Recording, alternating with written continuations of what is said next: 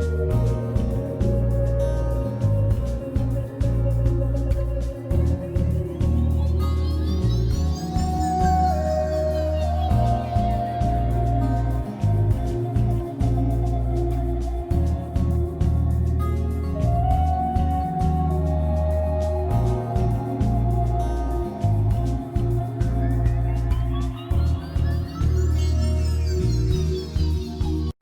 Evening everyone. बच्चों, आज मैं न्यूमेरिकल कराने जा रहा हूँ। पिछले एपिसोड में भी मैं न्यूमेरिकल ही कराया था और ये सारे न्यूमेरिकल्स लेवल 3 के होंगे, बहुत इंपॉर्टेंट होंगे। इसमें से कुछ आरटीजेई एडवांस के हैं, कुछ न्यूमेरिकल्स ओलंपियाड्स के हैं और कुछ केवीपीवाई के हैं। तो आप बहुत ही सीरियसली इनको वॉच करना, समझने की कोशिश करना और फोर्थ कमिंग एग्ज़ाम्स के लिए आप रिवीजन स्टार्ट कर दो। जो भी एग्ज़ाम्स आप दे रहे हो, या तो बोर्ड एग्ज़ाम दे रहे हो या देने वाले हो, या फिर जेई मेन का एग्ज़ाम होने वाला है, नीट का एग्ज़ाम होने वाला है, तो उसके लिए प्यारे बच्चों रिवीजन स्टार्ट कर दो। जो कुछ भी आज तक पढ़ाई करे हो उसके लिए रिवीजन स्टार्ट कर दो। सीरियस रिवीजन करो और कुछ क्वेश्चन बैंक की प्रैक्टिस करते रहो, तो आप डेफिनेटली क्वालिफाई करोगे। सो देखिए, फिर मैं आज न्यूमेरिकल्स आपको करा रहा हूँ।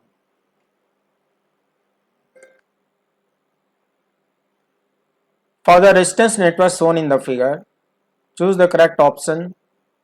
The current through PQ is 0. Current through PQ is 0. I1 equals 3 ampere. I1 equals 3 ampere. The potential at S is less than that at Q. Potential at S is less than that at Q. I2 equals 2 ampere. I2 equals 2 ampere. बच्चों, बहुत ध्यान से देखो। इस network में एक symmetry तुम्हें मिलेगी। इस सिमेट्री का हम लोग फ़ायदा उठाएंगे और इस क्वेश्चन को सॉल्व करेंगे। ये मल्टी ऑप्शन क्वेश्चन है, इसमें एक से अधिक ऑप्शन सही हो सकते हैं। तो देखिए, मैं आपको सिमेट्री इसमें समझाता हूँ कैसे सिमेट्री पाई जाएगी।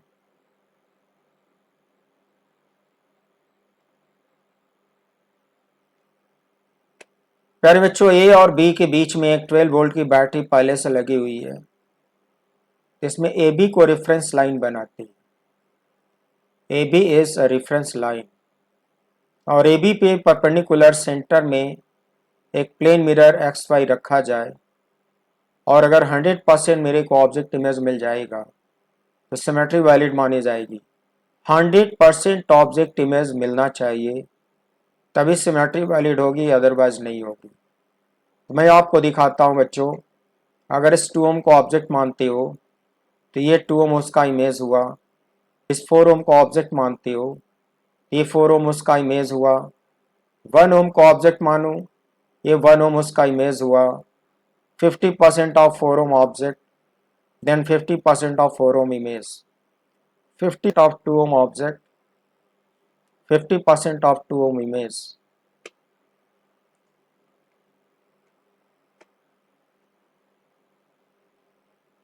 बच्चों, I1 इसमें पहले से शो करी गई है। Is it? जंक्शन ई पर पहुंचने के बाद मैंने दिखा कि अपर लाइन से X और लोअर लाइन से Y। तो इस 2 ohm का इमेज 2 ohm है। अगर इसमें करंट X होगी तो इसके इमेज में भी करंट X होगी। 4 ohm का इमेज 4 ohm है। अगर 4 ohm में करंट Y होगी तो इस इमेज में भी करंट Y होगी। लेकिन बच्चों, एक डिफरेंस होता है, जहाँ करंट इंटर करती है वहाँ करंट डाइवर्जिंग होती है, जहाँ करंट कलेक्ट होती है वहाँ करंट कन्वर्जिंग होती है, यानी कि जस्ट उल्टा होता है। क्वेश्चन में I2 पहले से शो किया हुआ है, तो P से चलकर अगले जंक्शन तक I2 मूव करेगी। अगर मैं यहाँ के आर्बिट्रेरी अजम्पशन ले लेता हूँ, X is more than I2, फिर बच्चों इस अजम्पशन से आंसर पे फर्क नहीं पड़ता।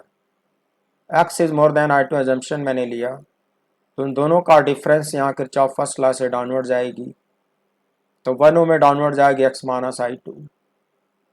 इस 1 ओम का ये 1 ओम इमेज होगा, तो same current X minus I2 इसमें अपवर्ड जाएगी। जंक्शन Q पर अगर मैं किरचॉफ फर्स्ट लॉ यूज़ करूँ, एक्स माइनस आई टू और वाई दोनों आपस में मर्ज हो जाएंगी, मर्ज होकर हो जाएंगे equal to x minus I two plus y. प्यारे बच्चों, x minus I two plus y में से x minus I two upward जा रही है, तो इन दोनों का डिफरेंस इधर को जाएगी वाई, और एक्स और वाई दोनों कंबाइन हो जाएंगी, कंबाइन होकर इधर से निकलेगी आई वन, और आई वन ऐसे क्लॉकवाइज फ्लो करेगी। Is it? I one clockwise flow करेगी। करंट दिखाने के बाद अब इसमें मैं किरचॉफ फर्स्ट लॉ और सेकेंड लॉ यूज करने जा रहा हूँ। बच्चों, जंक्शन ई पर किरचॉफ फर्स्ट लॉ यूज करोगे तो total entering current I one equals total leaving current x plus y. इसको आप इक्वेशन नंबर 1 बना लो। देखो मैंने बताया इधर, total entering current I one equals total leaving current x plus y, से equation number 1। Then applying the Kirchhoff second law in the loop APS BCDA, APS BCDA, A P S B C D A। तो प्यारे बच्चों, इसमें हम लोग Kirchhoff second law कैसे use करेंगे? जिस पॉइंट से स्टार्ट करते हैं उसका पोटेंशियल पहले लिखा जाता है, तो वी ए आप पहले लिख डालो। देखो यहाँ पे वी ए करंट के डायरेक्शन में पोटेंशियल डिक्रीज होता है, यहाँ डिक्रीज होगा तो लिखोगे -2 into x. Look, -2 into x. Current के डायरेक्शन में फिर पोटेंशियल डिक्रीज होगा, यहाँ लिखोगे -2 into I two, -2 into I two. फिर करंट के डायरेक्शन में यहाँ भी पोटेंशियल डिक्रीज होगा, -2 into x, so -2 into x. फिर डाउनवर्ड आ जाओ, नथिंग, नेगेटिव टू पॉजिटिव जा रहे हो, पोटेंशियल इंक्रीज होगा, I mean +12, so it should be +12। then nothing, nothing, stop at a। बच्चों, जब आप ए पर रुक जाते हो इक्वल टू वी ए लिखते हो। अब वी ए को वी ए से ट्रांसफ़र करो और कैंसिल आउट करा दो, इसको कंबाइन करो तो -4x होगा, फिर -2 आई टू होगा, फिर +12 होगा and equal to 0। -4x -2 I two +12 equals 0। Both side को बच्चों 2 से डिवाइड कर दो। 2 से डिवाइड करोगे तो मिलेगा क्या? -2x minus I2 plus 6 equals 0, and say this is equation number 2. Is it? Applying the Kirchhoff second law in the loop APQA, APQA में आप Kirchhoff second law अप्लाई करो, A then P then Q then A। बच्चों, मैं इसमें भी clockwise move करने जा रहा हूँ, और ए से स्टार्ट करूंगा, ए पर आकर रुक जाऊंगा। तो ए से स्टार्ट करोगे तो ए का पोटेंशियल पहले लिखोगे वी ए, करंट के डायरेक्शन में -2x, -2x। करंट के डायरेक्शन में पोटेंशियल डिक्रीज होगा, it should be -1 into x minus I two, -1 into x minus I two. फिर यहाँ करंट का अपोजिट जाओगे तो पोटेंशियल बढ़ेगा, गॉट इट? यहाँ लिखोगे +4y, it should B +4y। ए पर जाकर रुक जाते हो, equal to V A, equal to V A. फिर वी ए को वी ए से कट करो, 0 आएगा, और इसको कंबाइन करो बच्चों, -2x -1x equals -3x, minus minus plus, it should be +I2, then +4y equal to 0। से दिस इज इक्वेशन नंबर 3। बच्चों, एक लूप और लेना होगा। Applying the Kirchhoff second law in the loop PSTQP, PSTQP, loop PSTQP।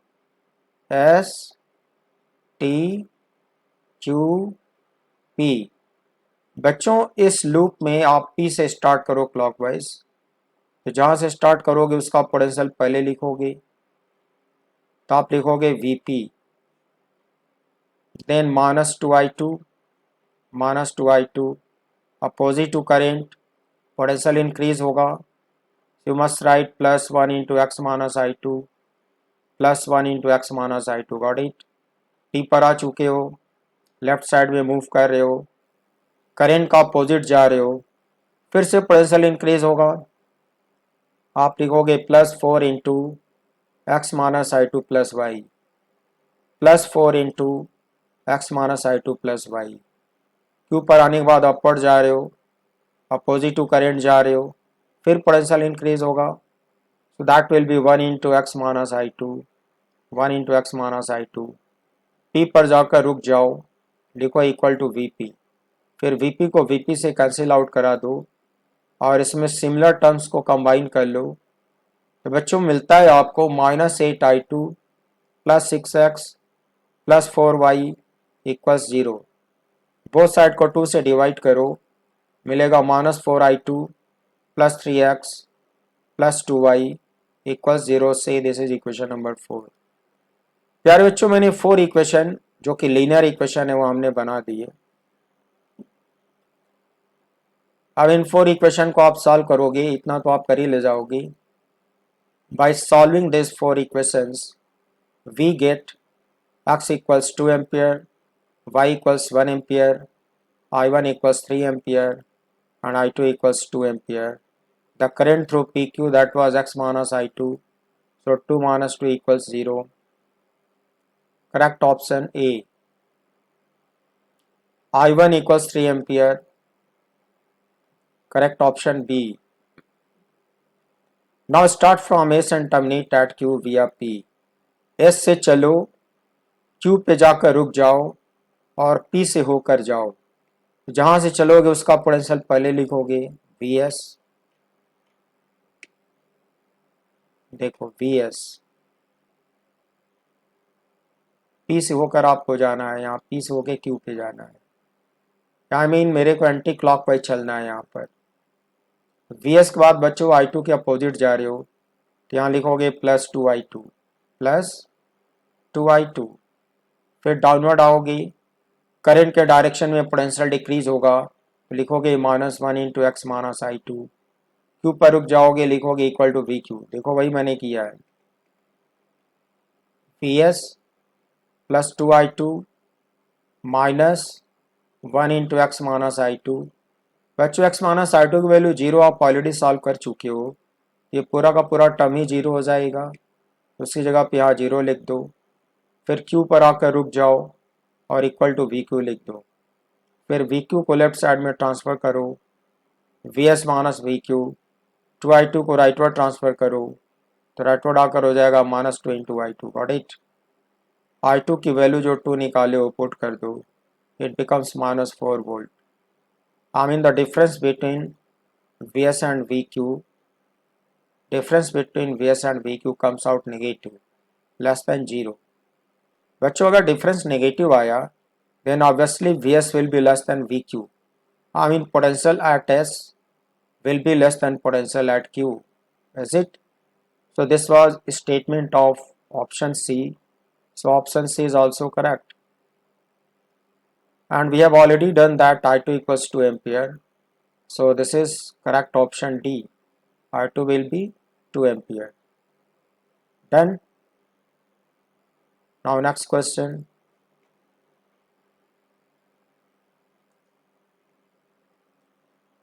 Two ideal batteries of EMF V1 and V2 and three resistances R1, R2 and R3 are connected as shown in the figure.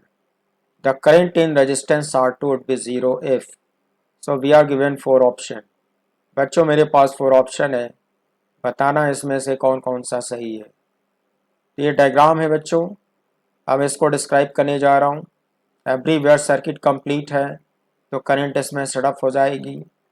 2 battery का question है तो current का direction तुरंत आप decide नहीं कर पाओगे, तो कोई भी आर्बिटरी डायरेक्शन लेकर इस क्वेश्चन को सॉल्व करना शुरू करो। देखो मैं बता रहा हूँ।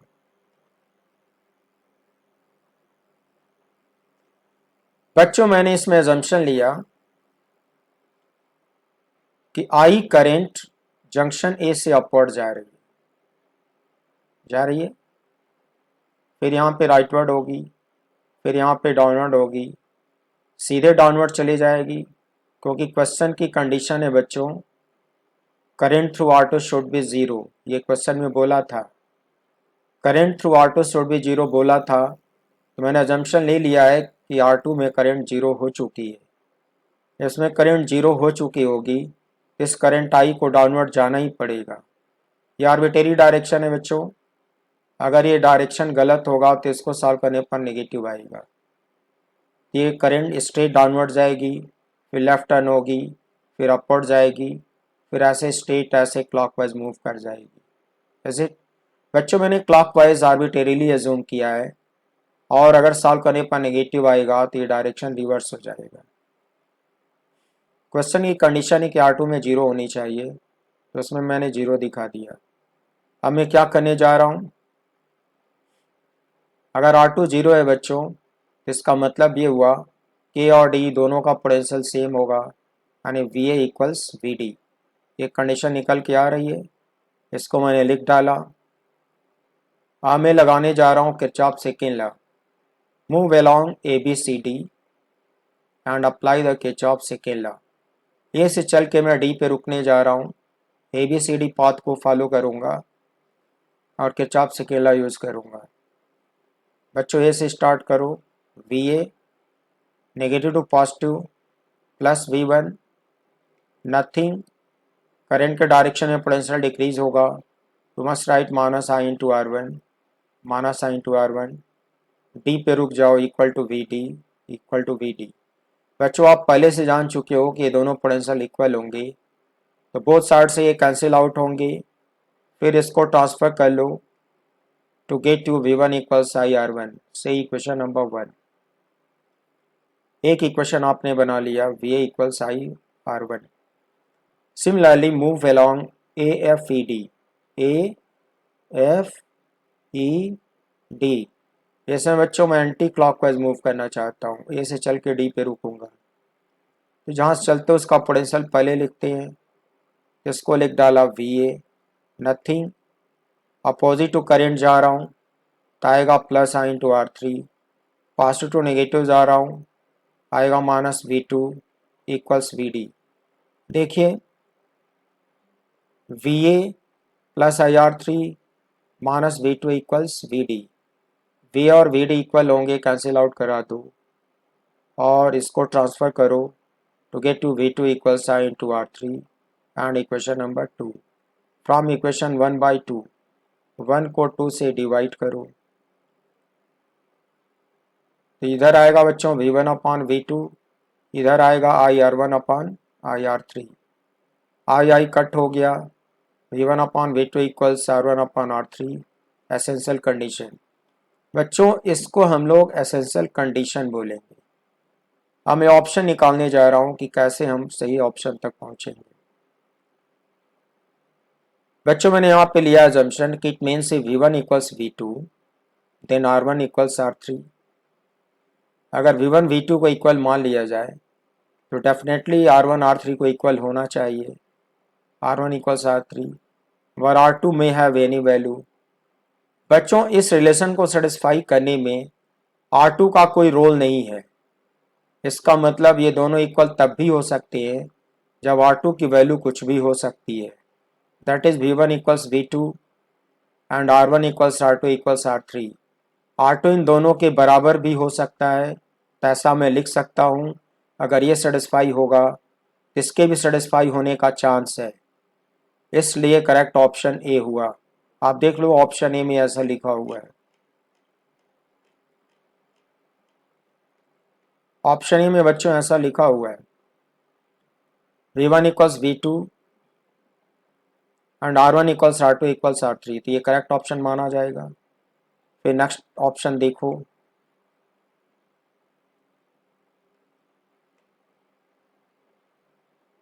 That is V1 equals V2 and R1 equals to R2 equals R3।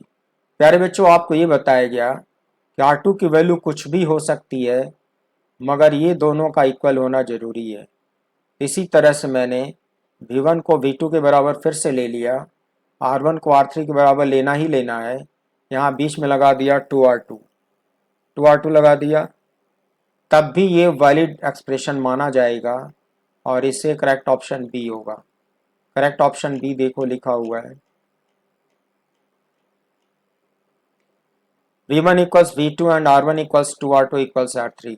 R2 की वैल्यू कुछ भी हो सकती है, तो 2R2 भी R1 के बराबर हो सकता है, इसलिए इसको भी सही ऑप्शन माना जाएगा। फिर देखो मैं लेता हूँ V1 इक्वल्स टू V2। अगर V1 इक्वल्स बच्चों टू V2 होगा, अगर V1 इक्वल्स टू V2 होगा तो यहाँ पे रेशियो 2 आएगा, तो R1 R3 का भी रेशियो 2 आएगा, आना चाहिए। I mean 2R1 equals R3 लिखा जा सकता है, और R2 की वैल्यू कुछ भी हो सकती है, तो R2 इन दोनों के इक्वल हो भी सकता है, तो ऐसा भी पॉसिबल है।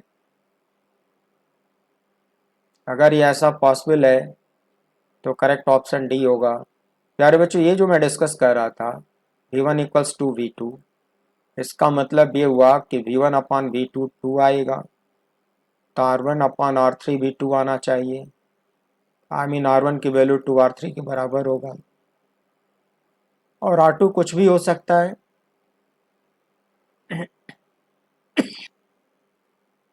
यहाँ पे 2R2 भी लिख सकता हूँ, तो ऑप्शन सी रॉन्ग हुआ। कैसे हुआ देखो,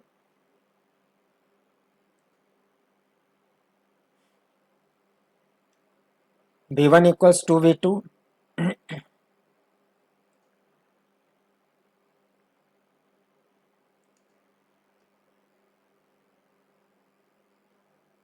V1 इक्वल्स टू V2 लेने पर 2R1 R3 के बराबर नहीं हो सकता, इसलिए रॉन्ग ऑप्शन है। लेकिन 2V1 इक्वल्स V2 लेने पर 2R1 R3 के इक्वल होगा, और R2 भी इन दोनों के इक्वल हो सकता है, तो डी को राइट माना गया। Heater of an electric kettle is made of a wire of length L and diameter D. It takes 4 minutes to raise the temperature of 0.5 kg water by 40 Kelvin. This heater is replaced by a new heater having two wires of the same material, each of length L and diameter 2D. The way these wires are connected is given in the options. How much time in minutes will it take to raise the temperature of the same amount of water by 40 Kelvin? Option A 4 if wires are in parallel. Option B 2 if wires are in series.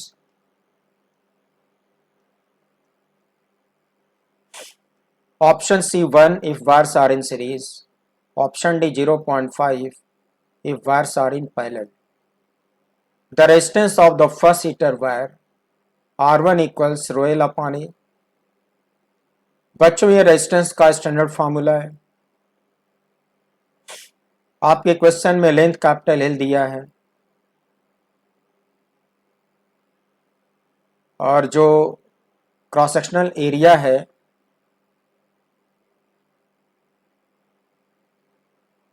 Radius को आप क्या लिखते हो? Radius को बच्चों d/2 लिखते हो। Cross sectional area का फॉर्मूला πr² होगा, और r की वैल्यू d/2 होगा। d/2 का स्क्वायर करोगे तो d²/4 आएगा। 4 को न्यूमरेटर में ले जाओ, नीचे बचेगा πd²। Got it? R1 का फॉर्मूला क्या बनता है फर्स्ट हीटर वायर के लिए? 4 rho L upon πd² R1 का फॉर्मूला बनता है। Power of the first heater, हम लोग मान के चलते हैं कि हीटर का फिलामेंट ओम्स लॉ को फॉलो करता है, तो 3 में से एक फार्मूला V²/R यूज कर सकता हूँ। Then power of the first heater should be V²/R1 and V is the available supply voltage in the house, मान लो। Now suppose the electric kettle is 100% efficient। जब कुछ नहीं दिया रहता है तो मान लिया जाता है Hence the heat energy produced equals heat energy absorbed by water माना जाएगा। बच्चों डेल्टा टी टाइम में कितना हीट एनर्जी प्रोड्यूस्ड होगी? हीटर का जो पावर है उसको टाइम इंटरवल से मल्टीप्लाई कर दो, ये पूरा का पूरा हीट आप वाटर में एब्जॉर्ब हो जाएगा क्योंकि एफिशिएंसी 100% ले रहे हो। तो कैलोरीमेट्री में थ्योरी पढ़े हो, अगर वाटर हीट एब्जॉर्ब करेगा सेम स्टेट में तो टोटल हीट एब्जॉर्ब का फॉर्मूला एम से डेल्टा टी होगा। Delta T rise in temperature होगा और एम मास ऑफ वाटर होगा, C specific heat capacity of water होगा and it will be question number 2। Now the resistance of the second heater wire. आपके question में दो heater का description दिया हुआ है, तो आप लेने जा रहे हो resistance of the second heater wire से R2। Again formula rho l by A. बच्चों इस बार डायमीटर को डबल कर दिया है, तो पिछले R1 में जहाँ D लिखा था उसकी जगह पे आप 2D लिखोगे। हाउएवर लेंथ को L का L ही रखा है, या डायमीटर को 2D कर दोगे, स्क्वायर लगा दोगे, 4 ऊपर जाता ही जाता है, 2 का स्क्वायर 4 होगा, 4 को 4 से कट कर दो तो R2 की वैल्यू आती है royal upon pi d square, where V is the available supply voltage in the house. Is it?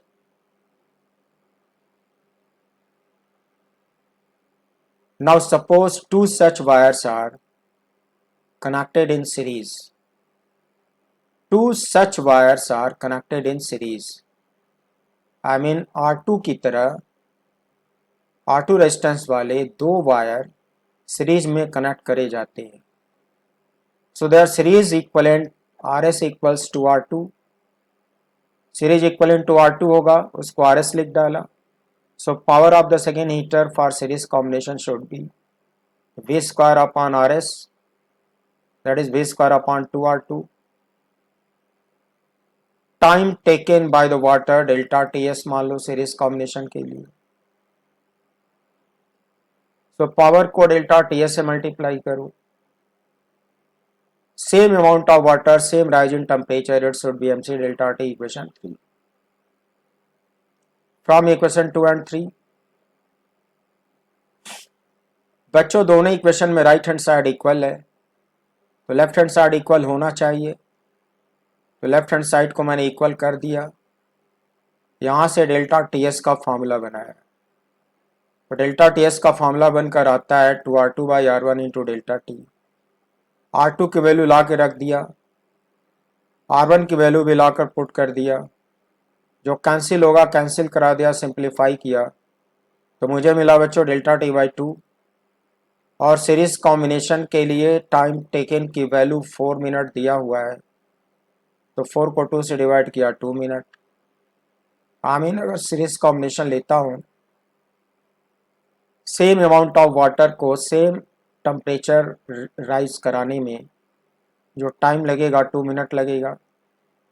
So correct option is B.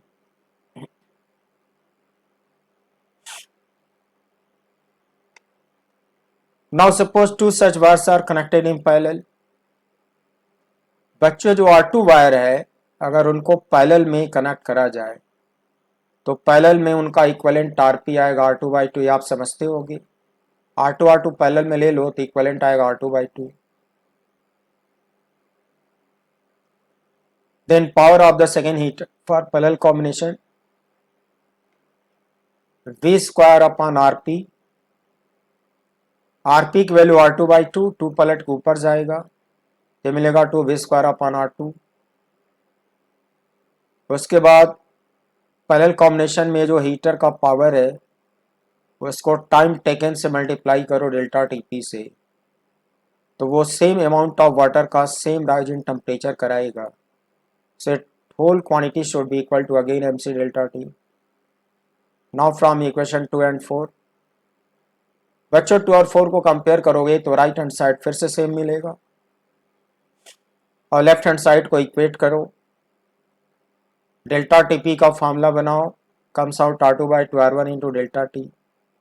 R2 की वैल्यू पुट करो, R1 की वैल्यू पुट करो, जो कटे उसे कटा दो, डेल्टा टी से मल्टीप्लाई करो, now giving you delta T by T. Delta T आपके क्वेश्चन में 4 मिनट दिया हुआ है, it should B 4/8, that is 0.5 minute. I mean parallel combination में अगर सेकेंड हीटर को, फिलामेंट के 2 वायर को पैरेलल कॉम्बिनेशन में लेते हो तो सेम अमाउंट ऑफ वाटर का सेम टेम्परेचर राइज कराने में जो टाइम लगेगा वो 0.5 मिनट लगेगा। So correct option is D. मैंने यहाँ पे नोट लिखा है, in each case m equals 0.5 kg, C is given 1 calorie per gram per Kelvin, rising temperature given 40 Kelvin। प्यारे बच्चों, क्वेश्चन को सॉल्व करने में इन तीनों न्यूमेरिकल वैल्यू की ज़रूरत पड़ी नहीं, इसलिए एक्स्ट्रा इन्फॉर्मेशन माना जाएगा। इनकी ज़रूरत नहीं पड़ी फिर भी क्वेश्चन सॉल्व हो गया, इज इट? तो ये एक्स्ट्रा इन्फॉर्मेशन है, कभी कभी ऐसा होगा। सो बच्चों, आज टाइम ज़्यादा हो रहा है, इसलिए इस इम्पॉर्टेंट एपिसोड को मैं यहीं पे कंप्लीट करना चाहता हूँ। फिर नेक्स्ट एपिसोड में मैं न्यूमेरिकल्स को आगे बढ़ाऊंगा। अभी मेरे पास न्यूमेरिकल्स का कलेक्शन बहुत अच्छा है और हर एक न्यूमेरिकल अपने आप में यूनिक है, उससे आपको बहुत कुछ सीखने को मिलेगा। और ये सारे के सारे न्यूमेरिकल लेवल 3 के हैं जो कि मैं बता चुका हूँ, और इनको सॉल्व करने के बाद आपको बेटर कॉन्फिडेंस गेन होगा और आपको अच्छा लगेगा।